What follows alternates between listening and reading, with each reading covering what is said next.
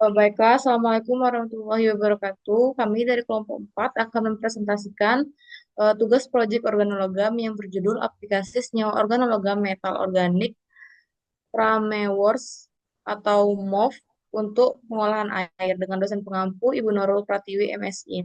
Adapun anggota kelompok saya yaitu Widya Kartika Sari, saya sendiri Rosi Rahayu, Hana Erika Marintan, Erina Egratiasa Putri, Elizabeth Sinaga, dan Betran mengatur ganda tugas Selahi. Senyawa organologam adalah senyawa yang memiliki setidaknya satu ikatan karbon ke logam yang dapat berupa ikatan langsung karbon logam atau ikatan sigma atau ikatan kompleks logam.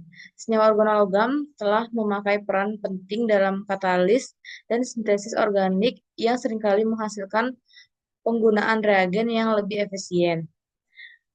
Salah satu tantangan utama dalam pengolahan air limbah adalah keberadaan emerging contaminants atau ICS seperti produk farmasi, kosmetik, dan pestisida.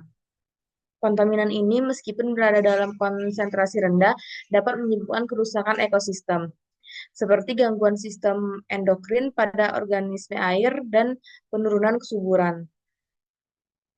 MOF MOF merupakan material berpori dengan struktur kristalin yang unik, menawarkan solusi inovatif dalam pengolahan air limbah. Adapun rumusan masalahnya, yang pertama bagaimana pengertian dan definisi senyawa organologam MOF. Kedua, bagaimana proses sintesis metal organik Pramewors. Yang ketiga, apa saja sifat-sifat bahan MOF. Yang keempat, bagaimana mekanisme bahan berbasis MOF untuk penghilang polutan polutan di air. Yang kelima, bagaimana aplikasi MOP untuk pengolahan air limbah. Dan yang keenam, apa saja keuntungan, kelemahan, dan prospek masa depan pada senyawa organologam metal organik atau MOP ini. Tujuannya yang pertama mengetahui pengertian dan definisi senyawa organologam dari MOP. Yang kedua, mengetahui proses sintesis MOF. Yang ketiga, mengetahui apa saja sifat-sifat bahan dari MOF ini. Yang keempat, mengetahui mekanisme bahan berbasis MOF untuk menghilangkan polutan dari air. Yang kelima, mengetahui aplikasi untuk pengolahan air limbah. Dan yang keenam, untuk mengetahui keuntungan, kelemahan, prospek masa depan pada senyawa MOF ini. Adapun hasil dan pembahasan yang dimana MOFS memanfaatkan cahaya, terutama cahaya ultraviolet atau cahaya tampak, untuk menghasilkan pasangan elektron setelah menyerap foton. Proses ini memungkinkan terbentuknya radikal bebas yang sangat reaktif seperti OH+ dan O2-, yang dapat memecah polutan organik yang ada di dalam air atau udara menjadi produk yang lebih sederhana dan tidak berbahaya, seperti air dan karbon dioksida. Keunggulan dari MOF ini sebagai fotokatalis yang terletak pada kemampuannya untuk menyesuaikan struktur dan sifat permukaannya, sehingga dapat disesuaikan dengan kebutuhan spesifik berpori. MOFS dan material fotokatalitik dan meningkatkan efisiensi proses.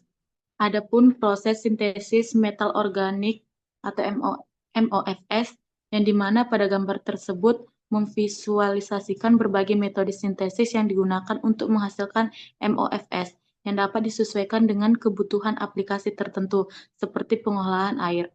Adapun metode yang digunakan yaitu yang pertama dan metode sintesis solvotermik dan hidrotermal, yang dimana pada metode ini senyawa logam dan ligan organik dicampur dalam pelarut tertentu, biasanya dengan suhu dan tekanan yang tinggi, yang memungkinkan terbentuknya struktur berpori dari MOFS. Solvotermik ini menggunakan pelarut organik untuk melarutkan bahan sintesis.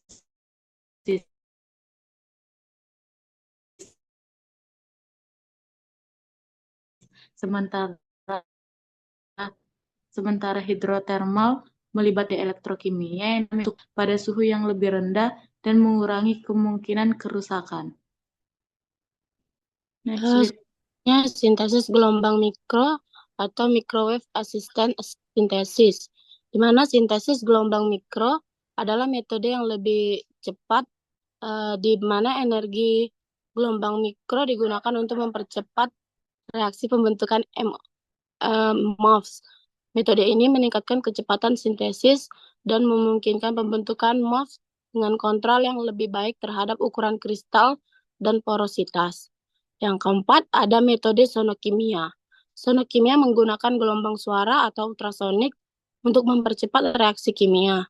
Gelombang ultrasonik menciptakan gelembung mikro dalam cairan, yang kemudian menghasilkan gelombang kejut yang membantu proses pembentukan MOFs dengan lebih efisien.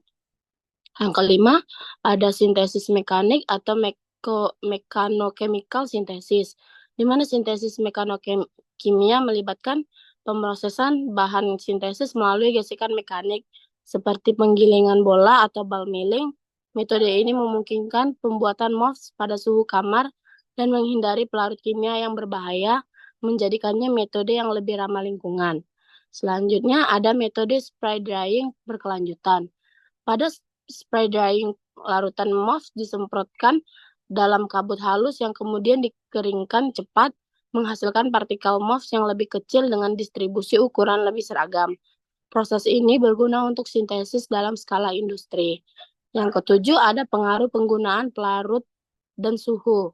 Proses sintesis MOF sangat dipengaruhi oleh jenis pelarut dan suhu yang digunakan, yang menentukan ukuran dan sifat pori material.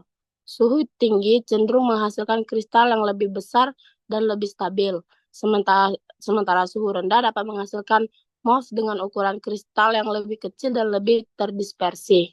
Selanjutnya ada sintesis metal organic framework. Pada proses sintesis metal organic framework ini dimulai dengan pemilihan garam, logam, dan lingkar organik yang kemudian dilarutkan dalam pelarut yang sesuai. Sintesis dilakukan menggunakan berbagai metode seperti salt gel, xenokimia, atau ball milling, dengan kontrol suhu dan waktu untuk mendapatkan kristal MOF yang diinginkan.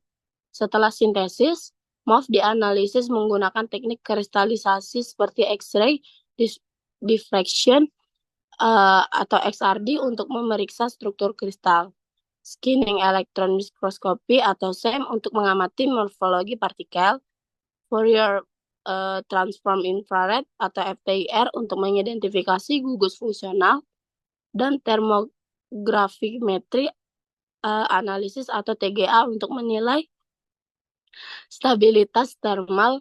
Semua langkah ini memastikan kualitas dan fungsional MOF yang optimal. Baiklah, adapun sifat-sifat dari bahan MOF ini, yang pertama yaitu prioritas yang tinggi, yang memiliki struktur yang tinggi berpori dengan luas permukaan internal yang besar, seringkali mencapai ribuan meter persegi per gram.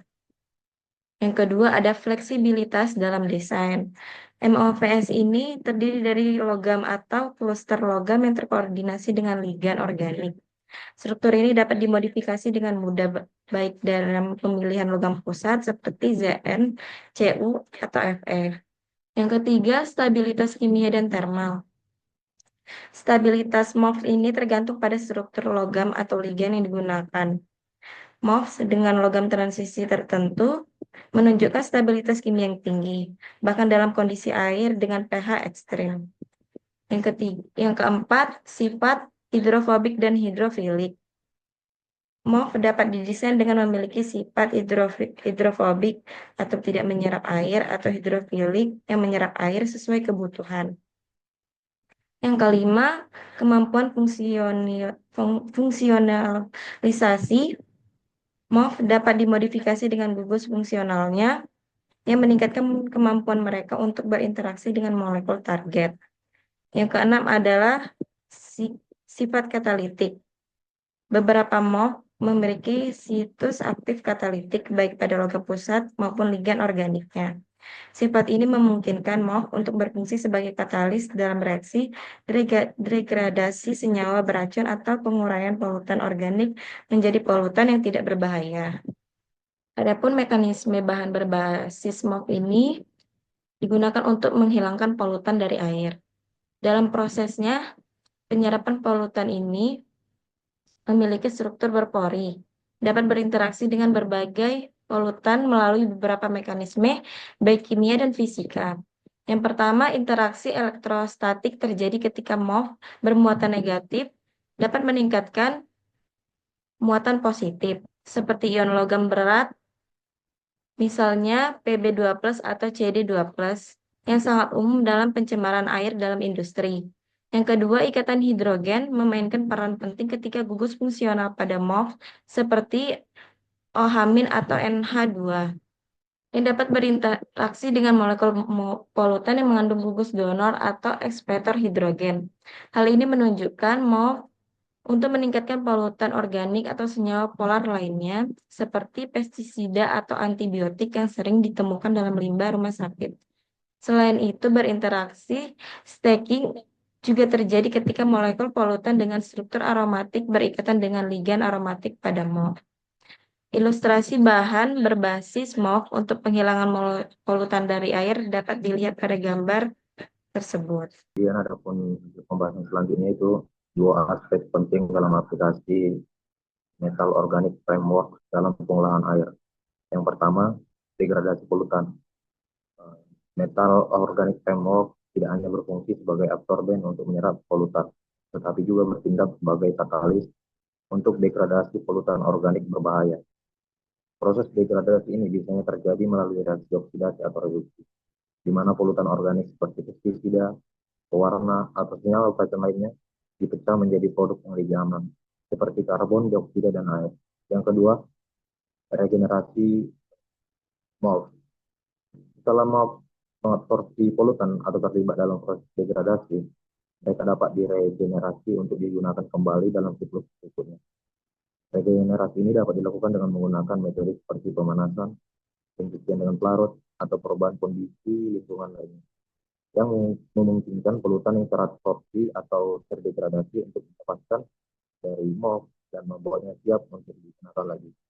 Proses ini meningkatkan efisiensi dan keberlanjutan penggunaan MOF dalam jangka panjang, mengurangi kebutuhan untuk mengganti material dan mengurangi limbah. Administrasi bahan berbasis MOF untuk penghilangan polutan dari air dapat dilihat sebagai berikut. Kemudian ada aplikasi MOF untuk pengolahan air limbah pada dua penggunaan MOF, yaitu pembuatan membran ZIF 300 dan proses eliminasi logam berat. A. Systematic synthesis procedure of the ZIF 300 membran. Proses sintesis membran ini melibatkan langkah-langkah yang pertama. Langkah pertama adalah sintesis ZIF 300 menggunakan prekursor berupa ion logam zinc atau Zn2+ dan ligan organik. ZIF 300 memiliki struktur berpori yang sangat baik untuk aplikasi penyaringan. Yang kedua, pembentukan membran. ZIF 300 kemudian diubah menjadi membran tipis yang memiliki pori-pori monometer untuk menyaring partikel atau polutan dengan ukuran tertentu. Kemudian yang tiga itu ada aplikasi membran. Membran ZIF 300 ini digunakan dalam aplikasi pemisahan atau penyaringan air limbah, di mana membran ini berfungsi untuk dapat menyaring partikel berukuran besar atau polutan terlarut. ZIF 300 sebagai MOF memiliki porositas tinggi, struktur yang stabil, dan kapasitas selektif dalam menyaring berbagai molekul berdasarkan ukuran dan sifat kimianya. Ada gambar aplikasi MOF untuk pengolahan air limbah, yaitu sebagai berikut. Selanjutnya, pada aplikasi MOF untuk pengolahan air limbah yang kedua, itu ada elimination process of heavy metals via the size exclusion mechanism. Pada proses ini, membran ZIF 300 berfungsi untuk menghilangkan suatu logam berat seperti arsenik, merkuri, dan kadmium yang merupakan polutan berbahaya dari air limbah tersebut. Mekanisme ini dapat bekerja sebagai berikut. Yang pertama, penyaringan berdasarkan ukuran. MOF dengan struktur yang berpori, seperti ZIF 300, memiliki pori dengan ukuran yang dapat disesuaikan untuk menyaring molekul berdasarkan ukuran mereka. Pada poin kedua, pemisahan pada logam berat ini, logam berat yang lebih besar atau memiliki muatan yang lebih besar akan terperangkap dalam pori-pori di membran ZIF 300. Proses ini memungkinkan penghilangan logam berat secara selektif dan efisien, yang sangat penting dalam mengelola air limbah yang tercemar oleh polutan yang berbahaya. Gambar ilustrasi dari aplikasi MOFs untuk pengelolaan air limbah poin ke B adalah sebagai berikut. Kemudian adapun keuntungan dan kekurangan dan prospek masa depan pada senyawa organologam metal organic frameworks MOFs. Yang pertama itu keuntungannya. Keuntungannya ZR MOF memiliki sejumlah keunggulan utama yang menjadikannya unggul dalam berbagai aplikasi, terutama seperti dalam pengolahan limbah dan pemurnian air. Material ini dikenal sebagai stabilitas termal dan kimianya yang sangat tinggi, sehingga dapat digunakan dalam kondisi lingkungan yang keras dan beragam. Salah satu keunggulan utama ZR MOF adalah pori-porinya yang dapat disesuaikan ukurannya dan struktur geometrinya. Hal ini memungkinkan ZR MOF untuk secara efisien dan mengabsorpsi zat spesifik seperti antibiotik dan pewarna organik. CU MOF juga menawarkan berbagai keunggulan, seperti dalam hal fleksibilitas sintesis dan efisiensi katalitiknya. CU MOF dapat disintesis melalui berbagai metode seperti solvotermal dan elektrokimia, sehingga dapat mudah diadaptasi untuk berbagai kebutuhan. Nah, dalam pengolahan air limbah ini, CUMF juga dapat menunjukkan suatu efisiensi yang tinggi sebagai katalis heterogen, seperti dalam oksidasi basa zat organik, termasuk fenol juga, dengan efisiensi konversi mencapai 99%. Kemudian adapun kerugian juga, yaitu salah satu kendala utamanya adalah biaya produksinya yang relatif tinggi. Nah, hal ini dapat disebabkan karena penggunaannya bahan baku mahal seperti ZrCl2 serta kebutuhan akan kontrol ketat selama proses sintesis. Pada proses ini juga memerlukan suatu pengaturan suhu dan waktu yang presisi untuk mencegahnya degradasi struktur suatu material, sehingga membutuhkan sumber daya yang signifikan. Selain itu juga dalam skala yang besar, sintesis ZR-MOF juga bisa dapat menjadi suatu tantangan karena prosesnya ini yang kompleks dan begitu sulit untuk dioptimalkan secara ekonomis. Kemudian adapun faktor-faktor ini dapat membatasi penggunaan ZR-MOF di aplikasi yang memerlukan produksi massal dengan biaya yang rendah. Sementara itu, CU-MOF ini memiliki suatu kekurangan utama yang terkait stabilitasnya. Material ini juga cenderung kurang stabil dalam kondisi lingkungan tertentu, terutama jika terekspos pada kelembapan tinggi atau air yang dapat menyebabkan degradasi struktur. Selain itu, CU-MOF cukup sensitif terhadap variasi suhu dan waktu selama proses sintesis, yang dapat memengaruhi morfologi dan kinerjanya. Tantangan lainnya yaitu seperti stabilitas termal dan kimia CU-MOF tidak sekuat ZR-MOF, sehingga dapat membatasi penggunaan pada aplikasi dengan suatu kondisi yang ekstrim. Adapun kesimpulan pada materi ini, yang pertama, MOF adalah senyawa kristal hibrida yang menggabungkan ion logam dengan ligan organik yang memiliki struktur berpori dan sangat fleksibel untuk aplikasi seperti absorpsi dan fotokatalisis.